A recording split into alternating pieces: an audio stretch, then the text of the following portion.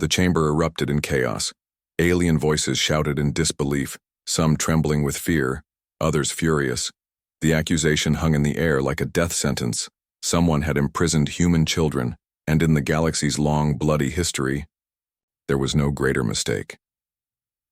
The Discovery captain, Elena Torres, stood on the bridge of her patrol vessel, the Horizon Dawn, watching the scanner readings with growing concern.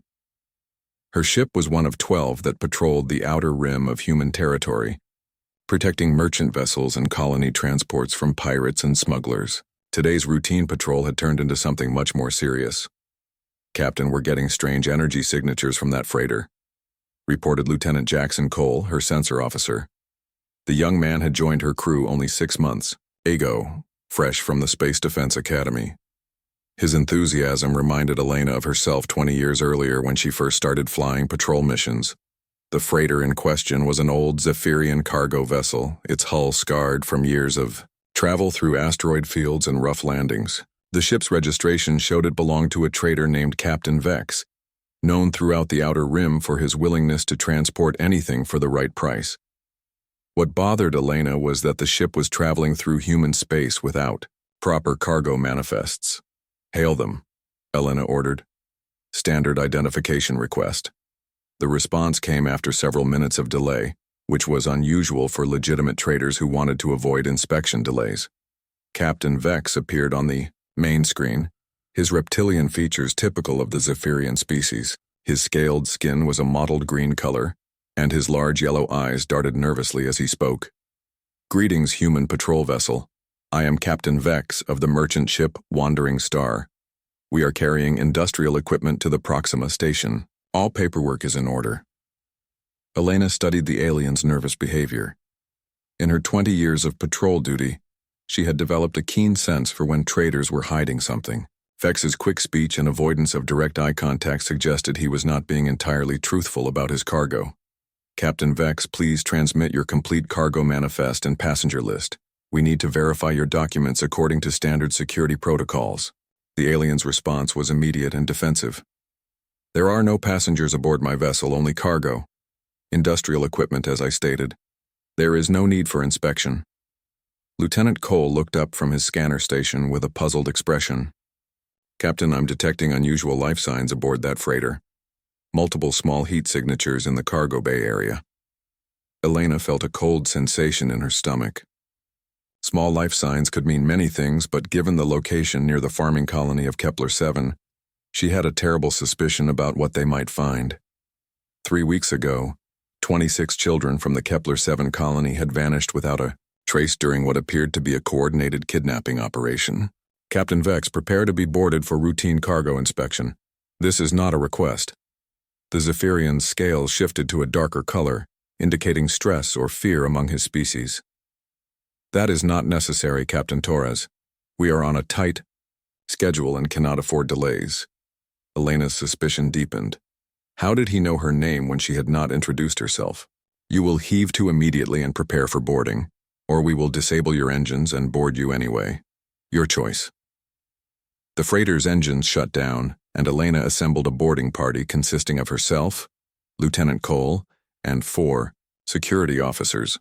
As they crossed from the Horizon Dawn to the Wandering Star through a docking tube, Elena briefed her team on what they might encounter. "Stay alert. If these are the missing children from Kepler-7, we need to secure their safety first and ask questions later. Remember, any being who would traffic in children is dangerous and unpredictable." Captain Vex met them at the airlock with obvious reluctance.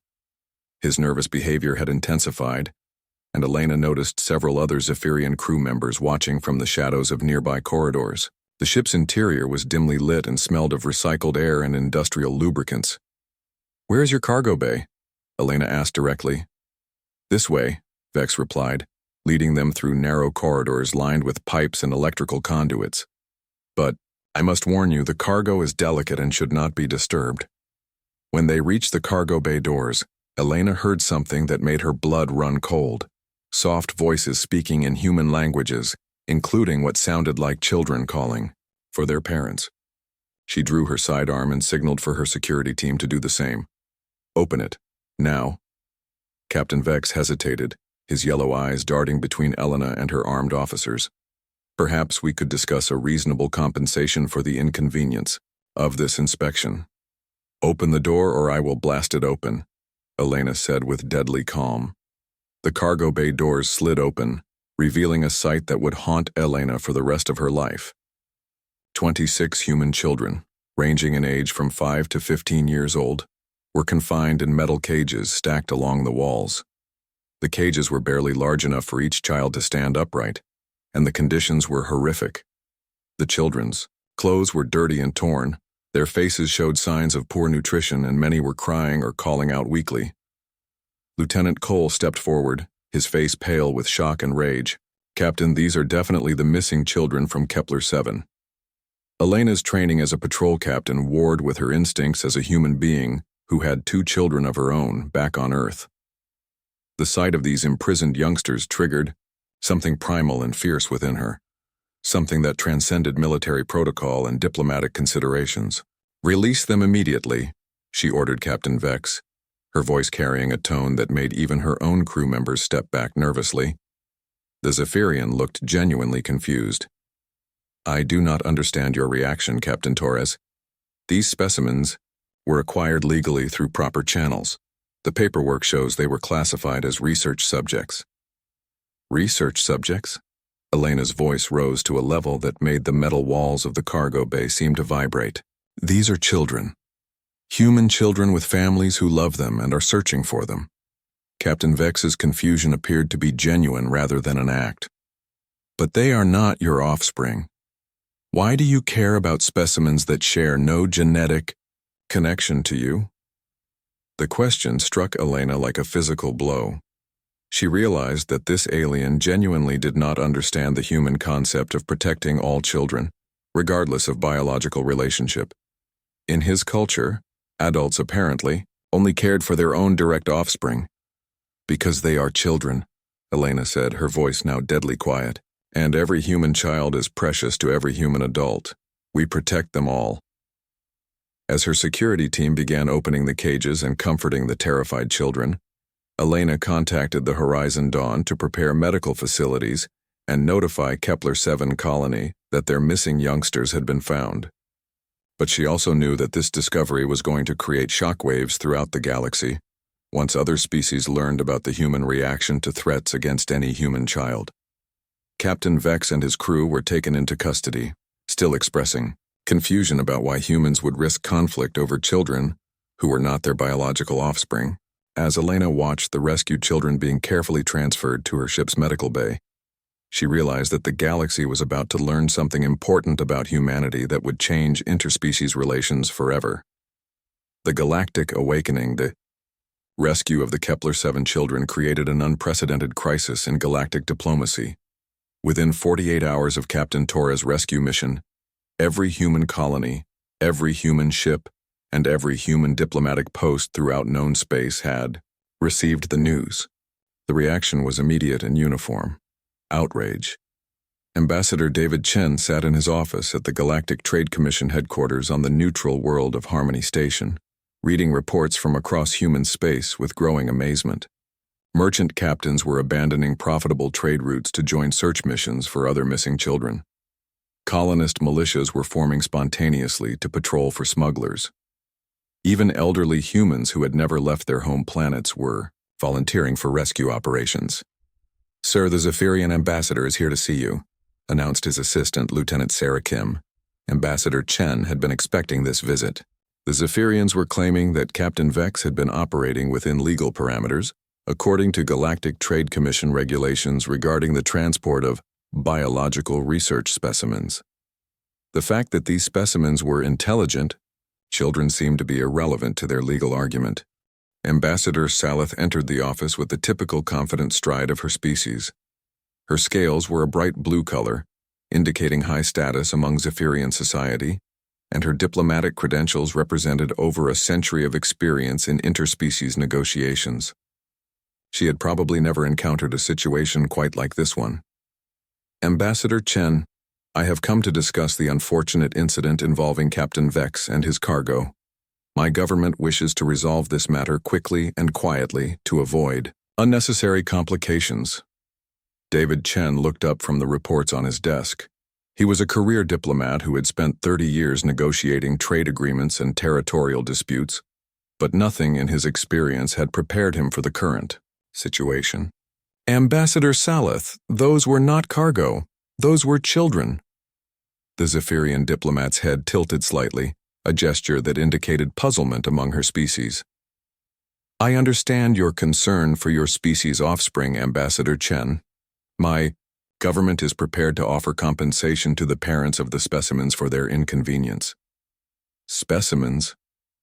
David's voice carried a dangerous edge that made his assistant step back nervously. You keep using that word.